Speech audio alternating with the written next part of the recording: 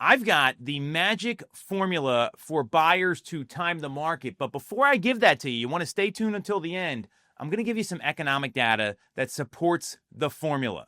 So last week, the Federal Reserve met and they did not make an interest rate cut. This was widely expected. No surprise here. A lot of the predictors and the people that analyze these things, they expected no movement from the Federal Reserve. And as a result, what ended up happening was rates stayed pretty stable. We're seeing a little movement on the 30-year mortgage rate this week. We've been kind of ping-ponging back and forth between 6.5% and 7% roughly for the past 6 months. And what that tells me is that rates are going to kind of be in this range for the foreseeable future. Jerome Powell talked about stagflation at his press conference last week, and there's two ingredients for stagflation. One is high inflation, and one is high unemployment. And we're not seeing high unemployment. It's been pretty stable, coming in at 4.2%. Jobs are getting added, and inflation is in that 2+% range, not quite at the target, slightly above. So what that tells me is the market we're in is the market we're going to be in for the foreseeable future. And on top of that, we saw an 11% bump in mortgage applications last week. 74% of those applications were for purchases, which is a really great sign, not just refinances. So we're seeing that demand is still there. And in the greater Philadelphia area, we've seen an 18.2% increase in inventory that's available, the active listings as of last week. So we're seeing inventories growing, we're seeing stabilized rates, and we're seeing demand is still picking up, and it's still there. So what that means is that we're going to be in this market. These have been the same indicators we've seen all year. So how does that translate into the magic formula to time the market? Well, what we know is that there's really three components for this magic formula. So this is what you've been waiting for. One is it's the right house for you. It's the right house for you and your family or your household or whoever's moving in. Two is you can afford the payment. So the payment is in your budget. You can afford it. It's not stressing you out. It's what you wanted it to be.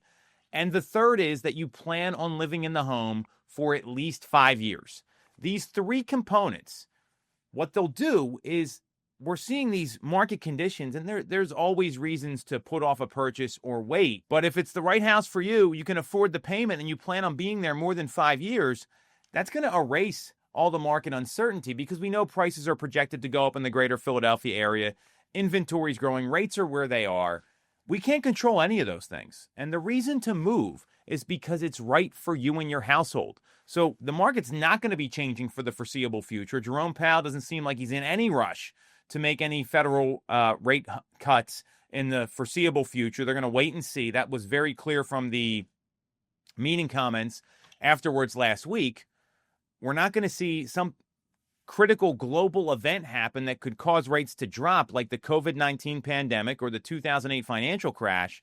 And there's no reason we're going to see a ton of inventory get dumped on the market. So this is where we are, which means you got to look at what's best for you as a home buyer right now. And it's that three-pronged formula. Can you afford the payment? Is the home checking your boxes? And is it the right property for you that you like?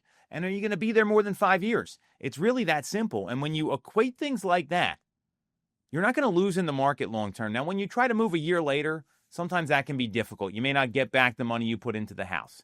If you don't plan on being there long term, it may not make sense to buy a home because you may not be able to get out of it with costs and everything involved. If you don't like the property, why would you want to live there in the first place? And if you can't afford it, you shouldn't be buying the home. So this formula is tried and true no matter what kind of economic conditions we're seeing, no matter what's happening in the market. And that's where it's really important to meet with someone who's going to focus on that. How can we get the payment to fit your budget?